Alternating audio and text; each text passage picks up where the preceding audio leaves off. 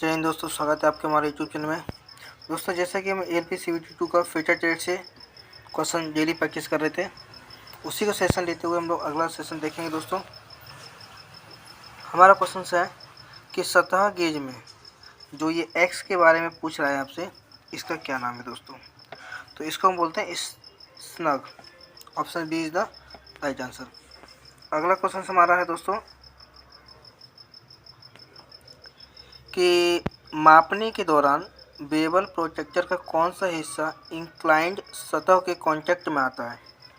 तो कौन सा हिस्सा इंक्लाइंड सतह के कांटेक्ट में आता है, तो आप कहेंगे ब्लेड। जो ब्लेड है वो इंक्लाइंड सतह के कांटेक्ट में आता है, यानी option C is the right answer. अगला क्वेश्चन दोस्तों हमारा है दोस्तों कि कार्बन टेट्रा क्लोराइड और ब्रोमो क्लोरो डिफ्लोरोमीथेन से भरा हुआ कौन सा अग्निशामक यंत्र है। तो इसका दोस्तों आंसर बताइए कौन सा हो जाएगा। तो option B is the right answer, हेलॉन। ठीक है दोस्तों, अगला है, ये आप कैप देख रहे हैं दोस्तों, तो इसको हम बोलते हैं दोस्तों PPE। यदि कोई व्यक्ति वर्कशॉप में दिए गए PPE को पहने बिना आएगा तो उस पर क्या प्रभाव पड़ेगा। तो आप बताइए क्या प्रभाव पड़ेगा। तो आप कहिएगा गिरने और वस्तुओं से टकराने के कारण का प्रभाव पड़ता है। ये इसलिए पहनते हैं कि इसका इफेक्ट ये है कि कोई भी चीज़ गिरती है या टकराती है, उसके लिए हम इसको PPE को यूज़ करते हैं वर्कशॉप में। अगला क्वेश्चन दोस्तों हमारा है कि वी ब्लॉक के वी ग्रुप में संकीर्ण स्लॉट क्यों प्रदान किए जाते हैं। तो आप कहेंगे ड्रिलिंग ऑपरेशन के लिए क्लियरेंस, यानी ऑप्शन आपका डी इसका सही आंसर है। अगला क्वेश्चन हमारा है कि घायल व्यक्ति के रक्तस्राव को कैसे रोकेंगे। यानी कोई व्यक्ति घायल है और ब्लड निकल रहा है तो आप उसे कैसे रोकेंगे। तो आप कहिएगा कि इसके लिए हम क्या करेंगे, घाव पर दबाव देंगे। क्या करेंगे, घाव पर दबाव देंगे, यानी इसका ऑप्शन डी क्या हो जाएगा, एकदम करेक्ट आंसर। अगला क्वेश्चन है हमारा दोस्तों कि इस जो फाइल दी है, इस फाइल का क्या नाम है दोस्तों। तो इस फाइल का क्या नाम है बताइए आप लोग। तो आप कहिएगा कि ऑप्शन बी, यानी रिफ्लेयर फाइल बोला जाता है। Option B is the right answer, इसे बोलते हैं रिफ्लेयर फाइल। अगला क्वेश्चन हमारा है दोस्तों, उस कैलिपर का नाम बताइए जिसकी एक टांग एडजस्टेबल डिवाइड पॉइंट और दूसरी टांग मुड़ी होती है।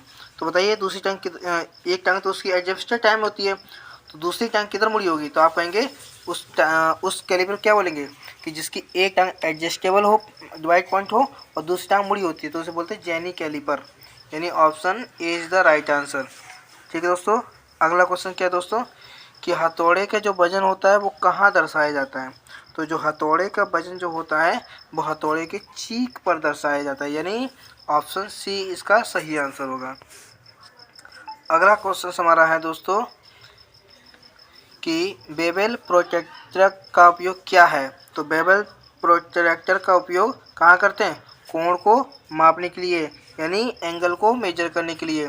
ठीक है दोस्तों, तो ये था हमारा 10 क्वेश्चन का सेशन। दोस्तों, अगर आपको हमारा सेशन अच्छा लगा हो तो लाइक करें और शेयर करें और सब्सक्राइब करें दोस्तों, जिससे कि आपको जो भी वीडियो मिले वो टाइम से मिल सकें। ठीक है दोस्तों, थैंक यू। जय हिंद दोस्तों, स्वागत है आपके हमारे यूट्यूब चैनल में। दोस्तों आज हम फ्यूचर ट्रेड के महत्वपूर्ण प्रश्नों करेंगे जो एलपी सीवीटी 2 और टेक्नीशियन में आएंगे, और इसके लिए महत्वपूर्ण प्रश्न है। दोस्तों, जैसा कि पहला क्वेश्चन हमारा है कि ऑयल ग्रुप्स को काटने के लिए किस छेनी का उपयोग किया जाता है। तो इसका राइट आंसर होगा हाफ राउंड नोज छेनी, यानी option C is the right answer. दोस्तों, अगला क्वेश्चन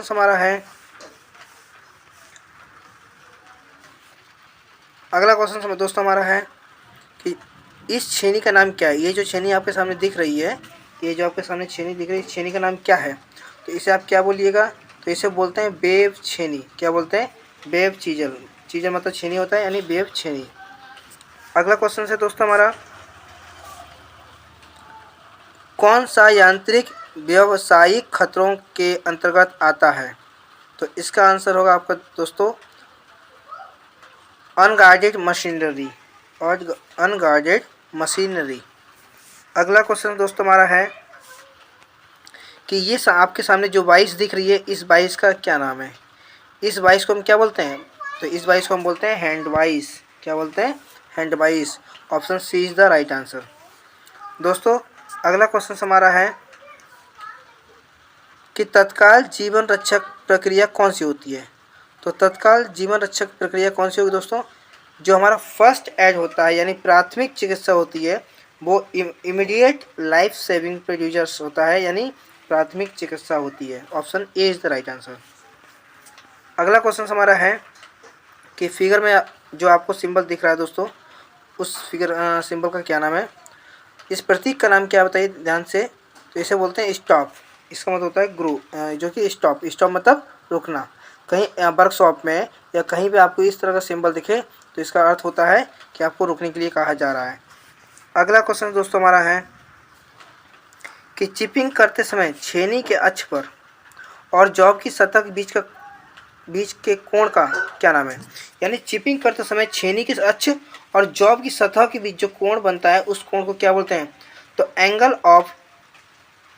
एंगल ऑफ इंक्वलेशन बोलते हैं। एंगल ऑफ इंक्वलेशन बोलते हैं। Option D is the right answer.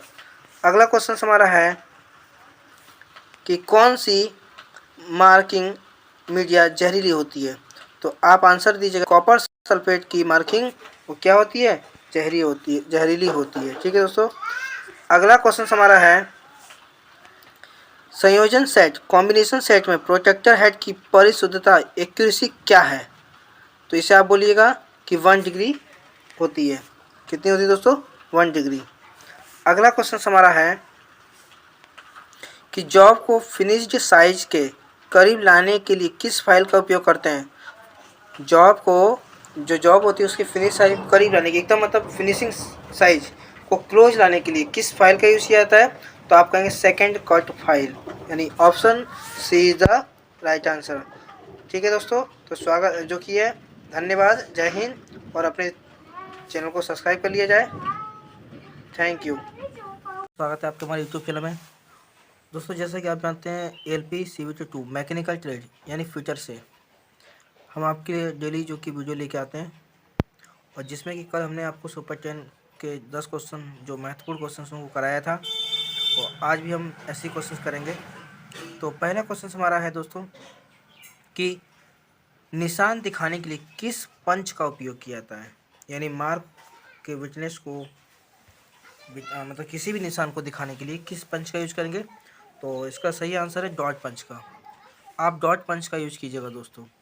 अगला क्वेश्चन हमारा रहेगा दोस्तों, अगला क्वेश्चन हमारा है कि क्नेकल थ्रेड का आकृति क्या होती है? यानी जो क्नेकल थ्रेड की जो है वो आकृति क्या होगी दोस्तों? तो क्नेकल थ्रेड की आकृति क्या होती है दोस्तों? तो आप कहिएगा कि गोल होती है, यानी राउंड होती है। ठीक है दोस्तों। अगला क्वेश्चन हमारा है, अगला क्वेश्चन हमारा ये है, देखिए पढ़िए क्वेश्चन को ध्यान से। और क्या लिखा है कि अगर चिपिंग करते समय छेनी का निकासी कोण अनुशंसित कोण से कम हो तो क्या प्रभाव पड़ेगा? तो आप क्या आंसर दीजिएगा?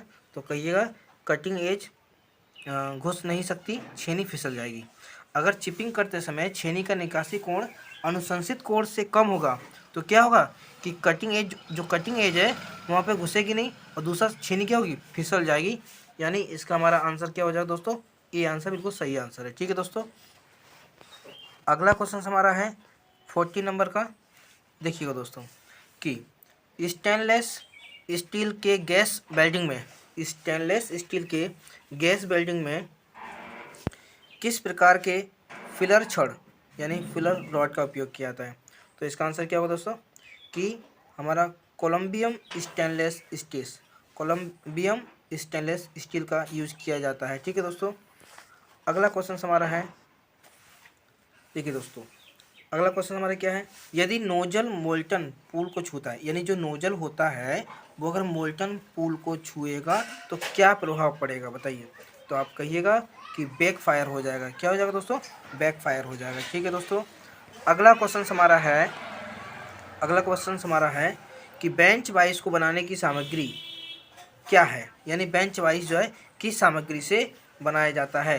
तो आप कहिएगा टूल स्टील से, हाई कार्बन स्टील से, मीडियम कार्बन स्टील से, या फिर कास्ट आयरन से। तो दोस्तों इसका करेक्ट आंसर हो जाएगा कास्ट आयरन, यानी ठीक है दोस्तों, कास्ट आयरन। अगला क्वेश्चन हमारा है, अगला क्वेश्चन दोस्तों हमारा है कि माइल्ड स्टील की वेल्डिंग के लिए किस प्रकार का इलेक्ट्रोड उपयुक्त है। यानी जब माइल्ड स्टील की वेल्डिंग कीजिएगा तो किस प्रकार का इलेक्ट्रॉन का होना जरूरी है दोस्तों।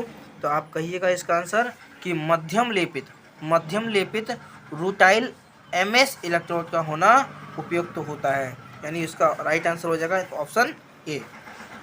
अगला क्वेश्चन हमारा है दोस्तों, देखिए दोस्तों अति महत्वपूर्ण प्रश्न है कि रखरखाव के प्रकार का नाम बताएं जो उत्पादन में कम डाउन टाइम प्रदान करता है। यानी ऐसा रखरखाव कौन सा है जो कम डाउन टाइम, यानी कम समय में जो कि क्या करता है, कम डाउन टाइम प्रदान करेगा।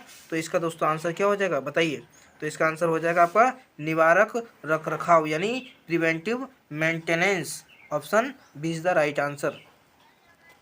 अगला क्वेश्चन हमारा दोस्तों है कि बर्नियर हाइट गेज में ऑफसेट स्क्राइबर का क्या उद्देश्य होता है। यानी दोस्तों बर्नियर हाइट गेज जो होता है उसमें जो ऑफसेट होता है ना, उस ऑफसेट स्क्राइबर का क्या उद्देश्य होता है, यानी क्या एम होता है। तो आप कहिएगा निचले तल से माप लेने के लिए, यानी to take measurement from lower plane. यानी किसी भी चीज़ की निचले सतह की जो माप हम लोग लेते हैं वो किससे लेते हैं, बर्नियर हाइट गेज में ऑफसेट स्क्राइबर से। ठीक है दोस्तों। अगला क्वेश्चन है हमारा कि यदि फेसिंग करते समय कैरिज को लॉक नहीं किया गया तो क्या प्रभाव पड़ेगा। यानी अगर आप फेसिंग कर रहे हैं और आपने कैरिज को लॉक नहीं किया तो क्या इफेक्ट पड़ेगा दोस्तों। तो आप बताइए, तो कहिएगा तो क्या प्रभाव पड़ेगा।